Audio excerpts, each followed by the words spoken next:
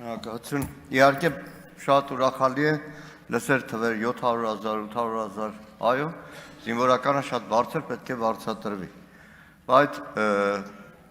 այդ վարձատրության եւ ատեստացիայի ինստիտուտի ներդրման ժամանակ էլ ի սկզբանե այն բոլոր մեր մտահոգությունները, որ կային, ստեղծվելիք անհավասարությունները չեն փարատվել, դեռ ավելի են խորանում, որովհետեւ զինված ուժերում ստեղծում է լրիվ շարունակելով Տիգրան Աբրահամյանի խոսքը, լրիվ անհավասար պայմաններ։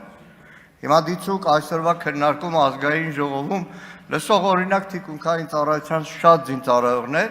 որոնց ատեստացիայի դեռ հերթը չի հասել, ստանում են շատ ավելի նվազ աշխատավարձ, քան ատեստացիացած կամ պատվիրում ծրագրում։ Լսում են շատ պայմանագրային ծառայողներ, տարիներով մարտական հերթապահություն իրականացրած, որոնք եւ սուբյեկտիվ եւ օբյեկտիվ պատճառներով ատեստացիայի այն անհրաժեշտ շեմը չեն կարողացել հաղթահարել, բայց գլուխը կախ,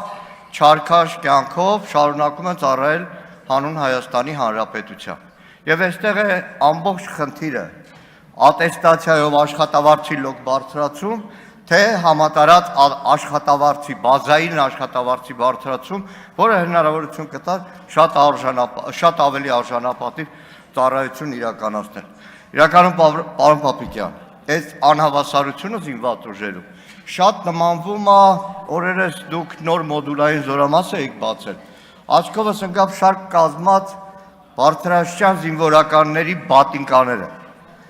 Հրամանը տվել եք, որ սպիտակ բատինկաներ պետք է հագնեն, բայց որտեղից այդ բատինկաները ով որ խանութից կարողանում է գտնել։ Եվ եթե նայեք լուսանկարները, Արամը Թորոսյան ձեզ տա, կտեսնեք, որ 4-5 սպա, բարձր սպա կանգնած է, ամեն մեկի հագին տարբեր բատինկա։ Շնորհակալ եմ։